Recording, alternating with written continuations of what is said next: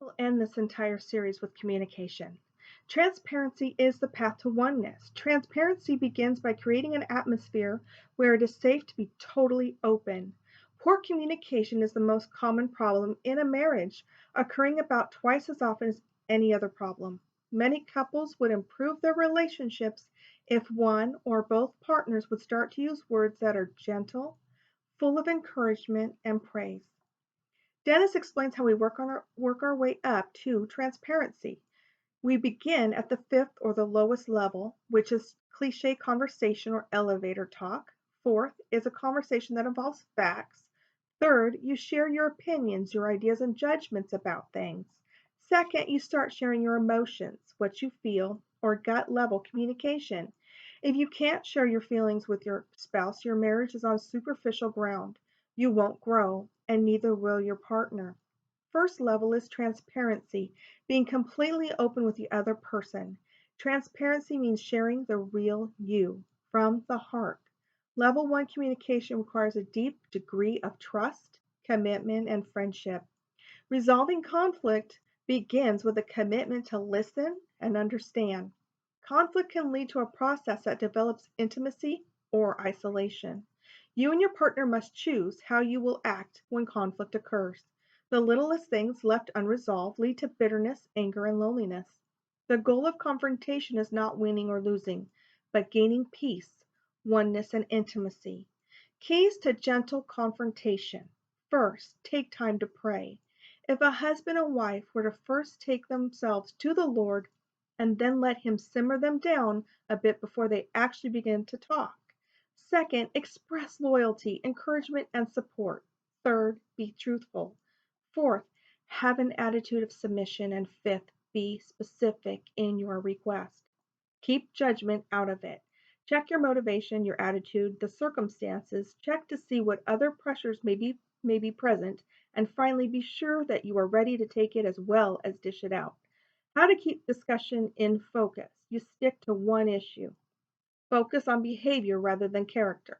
Focus on facts rather than judging motives. Finally, focus on understanding your mate rather than on who is winning or losing. Forgiveness means giving up your rights to punish another. It's liberating to admit when you're wrong, and it's even more liberating when the other person forgives and says, "That's okay. Everybody makes mistakes." A mutually rewarding sexual relationship demands that both husband and wife deny self and meet their mate's needs. We must be committed to meeting one another's physical and emotional needs. Most men and women have differing ideas, standards, and expectations about sex. It's understandable that many marriages suffer isolation in this area. For many people, sex can be a lonely act. Sex actually brings two people together in three dimensions: mind, soul, and spirit. When the soul and spirit are missing, sex leaves a woman feeling empty, not really wanted, but only used. Sex is a thermometer that measures the depth of a relationship, and for some women, the experience can leave her lonely and longing for true companionship. For sex to be truly satisfying to both partners, each has to risk being totally open and vulnerable to the other. Each person in the marriage relationship should feel needed, wanted, accepted, and loved sacrificially. God designed sex to be a giving relationship, but selfishness is bent strictly on taking. Real love can't wait to give, while selfish lust can't wait to get. Loneliness and isolation are put to death when a husband and wife pray together regularly.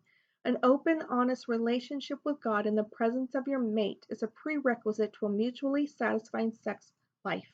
Never stop competing for your wife's love. Dennis admits he is well aware that if he starts taking Barbara for granted, someone else could walk into her life and catch her at a weak point. To make romance and adventure come alive, you must make your relationship a top priority. There are no cookie cutter solutions for defeating isolation and achieving a fully fulfilling sexual relationship. Oneness can only occur as you remain teachable, willing to learn from and about the mate God has given you. The heritage you were handed is not as important as the legacy that you will leave. The legacy that you will leave will be seen in both your physical and spiritual descendants. It is the days of value added to days of value that make weeks of value. Weeks of value linked with other weeks of value make a year of value. You have a lifetime of value, a legacy of love to leave your children.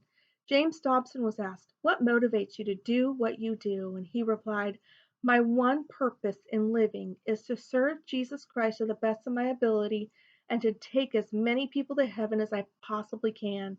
And my first responsibility is to do everything in my power to include my own kids in that number." We have a choice: leaving a legacy of selfishness caused by our own personal pursuits, or a legacy of love, caring, and commitment to family.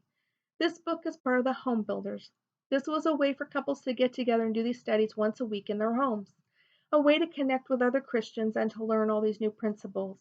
This last chapter talks about this book and sharing it with as many people as possible. I would like to think that it is what I am continuing to do by sharing these valuable resources with all of you. I'm going to end with Dennis's statement at the beginning of his last chapter. Jesus Christ did not go to the cross just so we could have a happy marriage, but he went so we would love him, love one another, and go to the world with the greatest news ever announced. So go out today and find someone that needs to hear about Jesus Christ and what he did for all of us, and please make a difference in someone's life.